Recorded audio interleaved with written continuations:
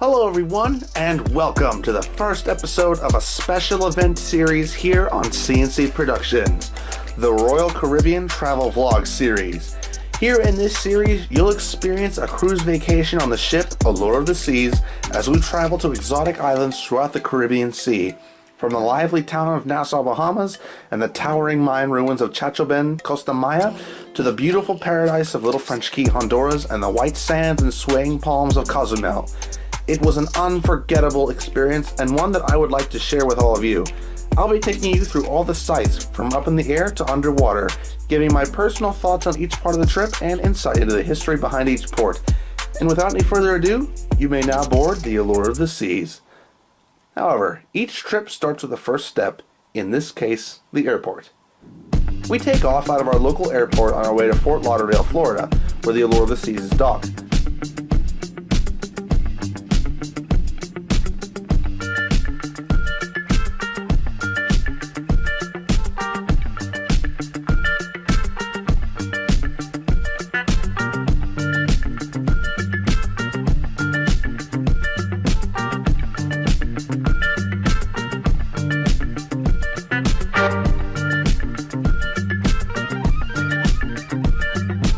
Before we do, we make a quick stopover flight into the airport in Atlanta, Georgia. And now we're in Georgia at the Atlanta airport. Georgia? Never been to Georgia before. That's our connector flight. Next stop will be Fort Lauderdale.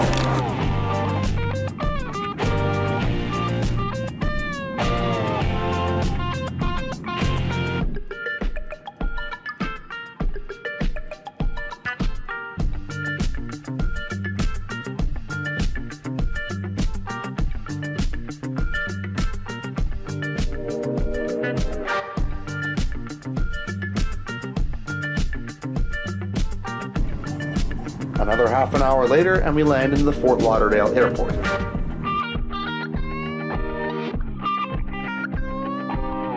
Baggage checked, we catch a taxi to the Days Inn close to the cruise port.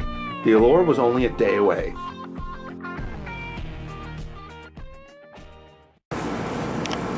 And it's now the morning of day 2, and it is beautiful. This is near the Everglades in Florida. Not used to seeing palm trees when we first wake up. Okay, since the hotel doesn't have a complimentary breakfast, we're going to have to head over to the donut shop over there for breakfast. Only problem is, you have to cross Interstate 95, so we'll see how this goes.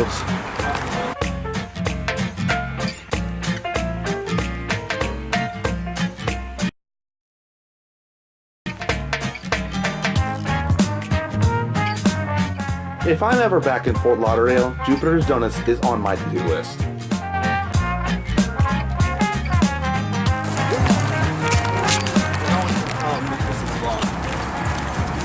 And back to our motel.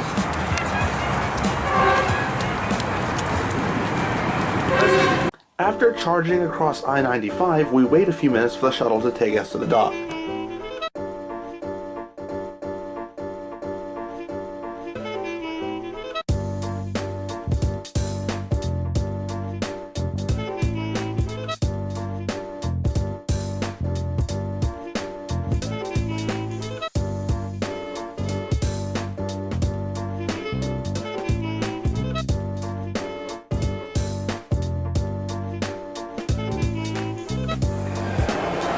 We are heading into the ship. This is the upper deck. We just got all our stuff checked in.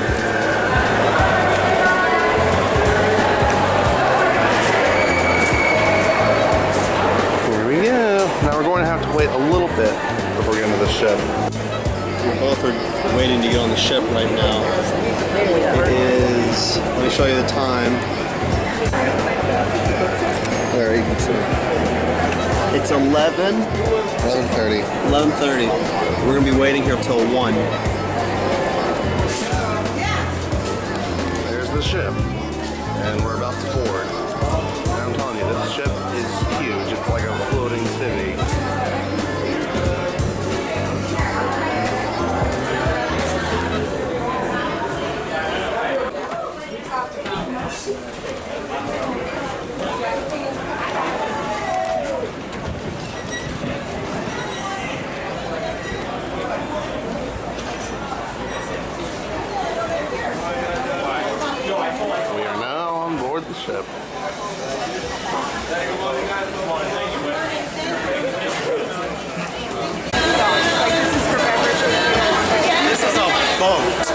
a boat.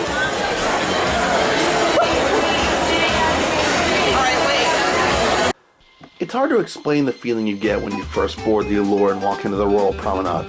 The Promenade has a pizza restaurant, cafe, jewelry shop, Irish-style pub, an office to book your next cruise, a nightclub, a music station, a souvenir shop, bar, and access to the ship's Vegas-style casino, as well as numerous other shops. The smell of food, the lights, the music, the shops, it's like walking into a floating mall. The ship is truly massive, and the best way to get instantly familiar with it is by using a model found on Deck 16 of the ship. The Allure of the Seas is one of Royal Caribbean's biggest ships. It can house 5,400 guests and 2,300 crew members. Launched in 2009, it cost an astounding $1.2 billion to build. It is 1,187 feet long, over a fifth of a mile, and weighs 225,282 gross tons.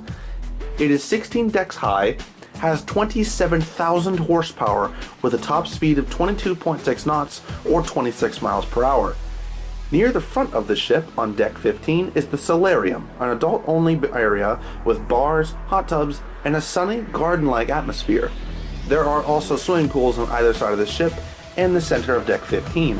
One side is for adults and the other is for small kids. Both pools have free ice cream machines on one side in case you get too hot. At the back of Deck 15 is a miniature golf course, not one, but two Flowrider surfing simulators, and a full basketball court built with NBA specs. On either side of the ship is a dizzying amount of balcony rooms, making the ship look like a skyscraper flipped on its side. On Deck 6, towards the back of the ship, is the Aqua Theater, where many of Royal Caribbean's signature shows play, as well as outdoor movies. In the center of the ship, on Deck 8, surrounded by balconied rooms, is Central Park. Central Park has live trees and gardens growing in it, as well as many signature restaurants and fine dining. At the back of the ship on Deck 6 is the Boardwalk, which has an arcade, a carousel, and Johnny Rocket's Diner. And that's not even counting what's inside the ship.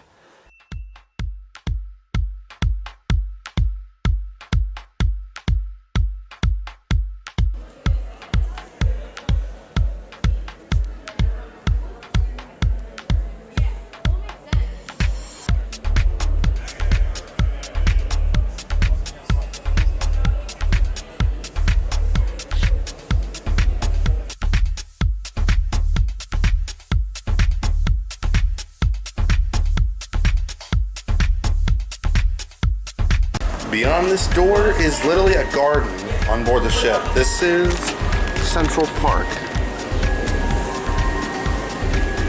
An open air park literally on board the ship. And at night, they actually have speakers that will play cricket sounds at night to make it seem like there's actually life out here.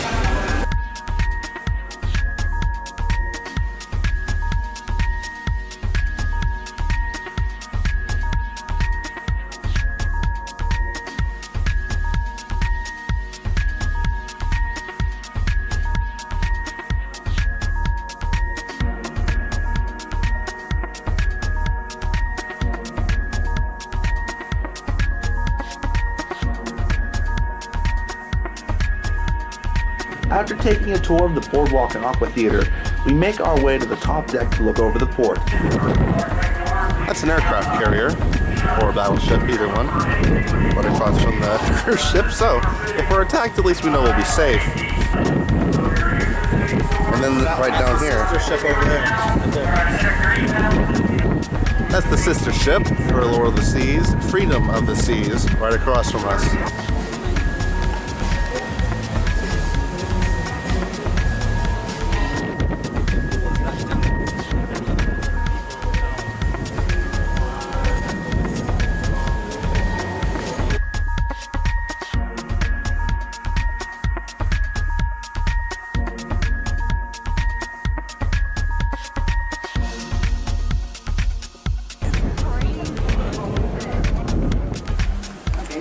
There is so much stuff on board this ship, it's unreal. Basically on level 17 you have the suites, coastal kitchen and lounge, 16 windjammer, and that was the pool level. One number 15 is the pool and sports court. Card rooms, staterooms, diamond clubs, library, more staterooms, Central Park, more staterooms, the boardwalk with the arcade, promenade, entertainment, grill, and the boarding area. Right now we're on board level number 3.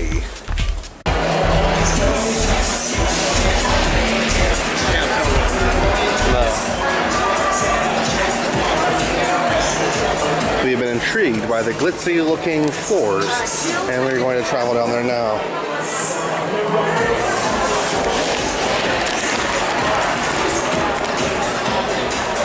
This ship is so much bigger than it looks even on film, probably. You can really only get a sense of how big it is if you're actually here. But this is one of the biggest cruise ships in the entire world. On deck 4, towards the front of the ship, is the entertainment place, which features many entertainment venues.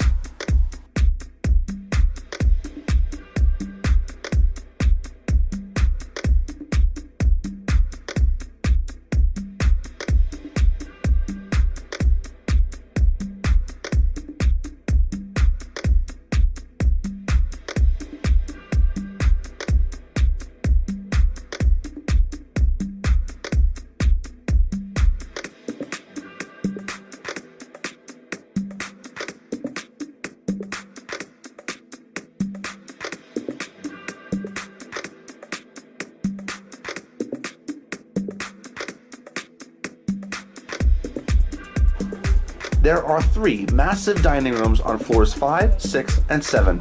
The dining room we ate at is called Silk and had an oriental atmosphere, though the same food as the 2 other dining rooms, which have a different set menu each night. The food there is so good, you'll forget all about your favorite restaurant back at home. Soon, the ship pulls out of the dock.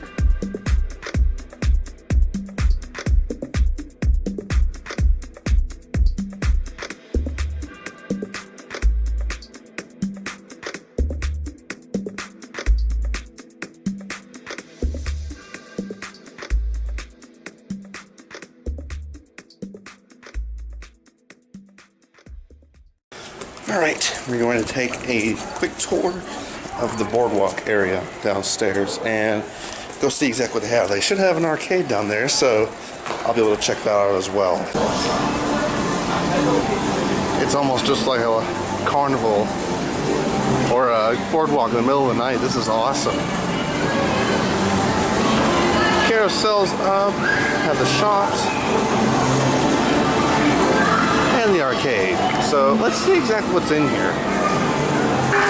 Yeah, there's not really a lot. Plus, I don't think anyone has ever won any prizes in here. And then in the center we have fidget spinners, which proves that not a lot of people have won this for a long time. So yeah, plus you have the cards, and that costs a lot of money. Like 50 bucks. And I'm not spending 50 bucks at an arcade that is offering fidget spinners. Wow, this is awesome. Tomorrow, we'll be in the port of Nassau, Bahamas. Coming up on the Royal Caribbean Travel Vlog series, we visit the port of Nassau, Bahamas, exploring their history, the town, and the pirates that used to dwell there.